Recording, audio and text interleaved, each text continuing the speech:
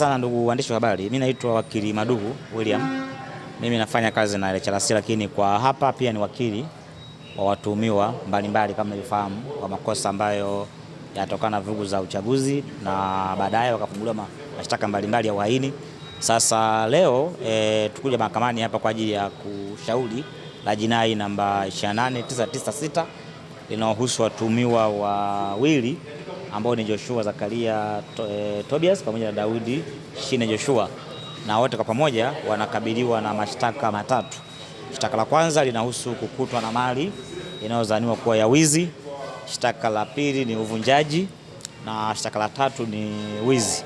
Na shtaka hili linaendelea mbele ya Mheshimiwa Makube hapa Mahakama ya Hakimu Mkazi Kisutu, Dar es Salaam. Sasa wiki iliyopita shtaka hili lilikuwa hapa, tulisikiliza mashtaka mashahidi watatu ambao tulisikiliza afisa wa polisi ambaye alikuwa ni mkamataji, tukamsikiliza mtu ambaye anadai kuwa ndo mwenye mali iliyoibiwa, tukamsikiliza na mjumbe wa serikali ya mtaa.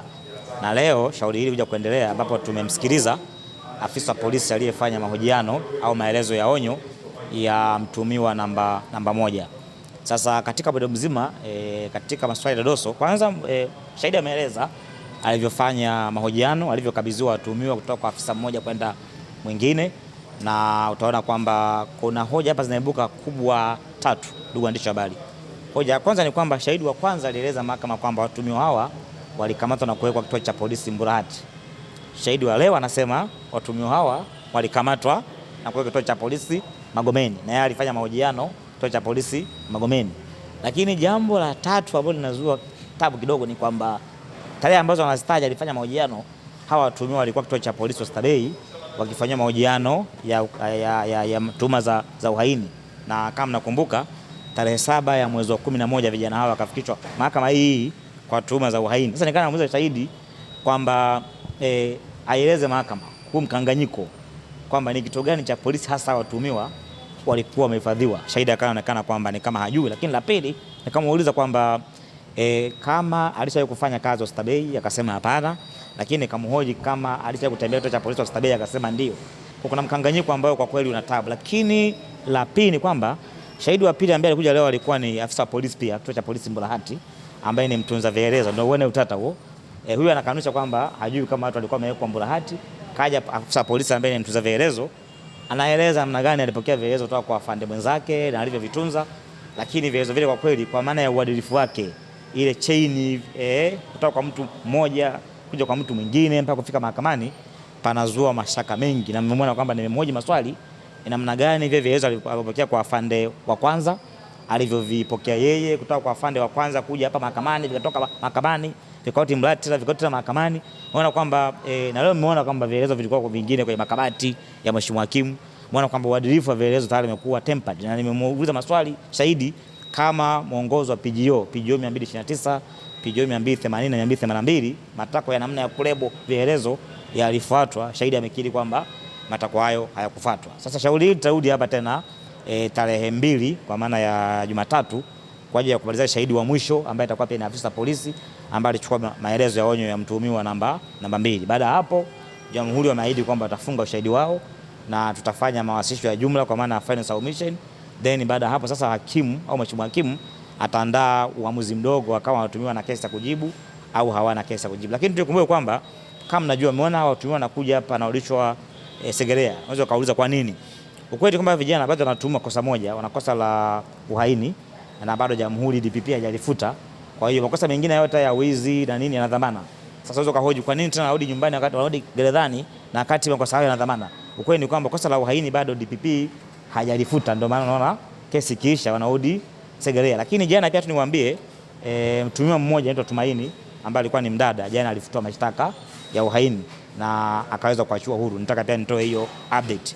Na hapa kwa jumla Kisutu as of now hata kwa record tutazo kesi 4. Tuna kesi ya kwanza ambayo inahusu uchomaji mali, iko mbele ya Mheshimiwa Mushi na inahusisha watuhumiwa watatu. Kesi namba 2 ni hii ambayo inahusisha watuhumiwa hawa wawili ambao ni ya wizi. Kesi namba 3 inahusika watuhumiwa wawili pia ya armed robbery, na kesi ya mwisho inamhusisha bwana mdogo anaitwa Nasir, yeye pia na kesi ya wizi. Lakini kuna kesi nyingine nafikiri ni 5 sio 4, ya kijana mmoja anaitwa Michael yuko peke yake na yeye pia ana kesi ya uhaini, ana kesi ya wizi. Kwa ujumla hapa Kisutu tunao watuhumiwa wamebakia 8 na wote wana shtaka la uhaini, ndio maana bado hawajapata dhamana. Ndio iliyotokea leo mahakamani. Bwana anadaiwa kwamba ndio mmiliki wa hizo mali ambayo duka lake lilivunjwa. Ameeleza kwamba kulikuwa na spare parts, kulikuwa na water pump, kulikuwa kwa ujumla ni kwamba ni spare ya vifaa vya magari. Lakini kwa bahati mbaya kwamba bila kuingilia mwenendo wa shauri, mimi kama wakili, mtuhumiwa ni mmiliki wa mali ni mhoji kama lalamika mahala popote, kama lalamika polisi, kama vijana wakamatwe wafidiwe. Mmiliki wa mali alikana kwamba hajawahi kusema kwamba watuhumiwa wakamatwe, yeye hakutaka amani. Yaani mtu ambaye amesababisha shauri hili kwa mahakamani alikana kwamba hajawahi kulalamika watuhumiwa wakamatwe, hajawahi kusema kwamba labda afidiwe, yeye alikuwa anaamini kwamba anataka amani zaidi. Lakini jambo la mwisho ambalo pia linazua tabu ni kwamba kwenye shauri la wizi kwa ujumla, ukiangalia shahidi wa kwanza, wa pili, wa tatu mpaka huyu wa leo wa 5, kuna mkanganyiko wa shahidi mmoja baada ya mwingine. Kwa sababu kwa mfano shahidi mmoja unaona kwamba anaeleza vielezo vile ambavyo alivitunza, na kwa mujibu wa sheria na PGO ni kwamba lazima vielezo vio kwenye Judicial Register Management Register, ambavyo unaona leo shahidi amekiri kwamba kwenye register mahakama hii hivyo vielezo havikurekodiwa. Kwa tayari ile uadilifu wake umekuwa tempered. Kwanza tuniseme kwamba kiukweli ni kwamba kwa hapa Kisutu, Dar es Salaam na maeneo mengine ni kidogo nipongeze mahakama, kwa maana kama hakimu amekuwa na speed sana ya kuhakikisha kwamba mashauri haya yanaisha kwa wakati. Kwa mfano naona hili leo tumekuwa na mashahidi 2 na wiki ijayo litafungwa. Hata ile la uchomaji mali pia wiki ijayo litafungwa. Kwa kweli mahakama hapa Kisutu imekuwa ikijitahidi sana kufanya kwamba mashauri haya yanakwenda kwa speed. Lengo ni kwamba ukweli wananchi waujue kama vijana walifanya makosa haya au la. Lakini sasa wito wangu ni kwamba Mheshimiwa DPP, Mheshimiwa Makitaru, ni kwamba bado hawa vijana 8 waliobakia hapa wana mashauri ya uhaini na amesimama. Naona kwamba kesho tukija hapa tutasikiza mashauri ambayo mahakama hii ina uwezo wa kusikiliza. Lakini ile uhaini kwa kweli yamesimama na hayafanyi chochote, kwa sababu tarehe 7 Novemba mpaka leo mwezi wa pili mwishoni kuelekea wa 3, wazungumzia takriban miezi 4 bado vijana hawa wanasota hapa na jamhuri wakija anasema upelelezi haujakamilika. Mimi tu nimshauri DPP Sylvester Makitaru kwamba kama anaona kwamba hana ushahidi wa mashauri haya kwenye eneo la uhaini, basi mamlaka nayo kwa mujibu wa kifungu cha 92 cha sheria ya mwenendo wa mashauri ya jinai kuyafutilia mbali kupitia nole. Kwa sababu kwa kweli ya vijana ndio kukaa hapa bila sababu za msingi. Jana ameacha mtu mmoja tu, lakini ukiangalia hata hatua ya mpaka leo miezi 4 shauri halijaenda mahakama kuu, kwa maana committal procedure haijakamilika, ni ishara kwamba jamhuri haina ushahidi wa kutosha kudhibitisha mashtaka yao. Kwa hiyo ni mshauri brother yangu brother Makitaru kwamba mashauri haya hayana tija, hawa vijana wafutia mashauri, waende nyumbani wakafanya kazi zao. Yabaki haya mengine ambayo yanaendelea kusikilizwa na muda sio mrefu mahakama itatoa hukumu na tutajua ukweli, sababu mahakamani ni sehemu ya kutafuta haki. Na mimi naamini kwamba haki sio tu kwamba yatendeka, bali itaonekana kutendeka.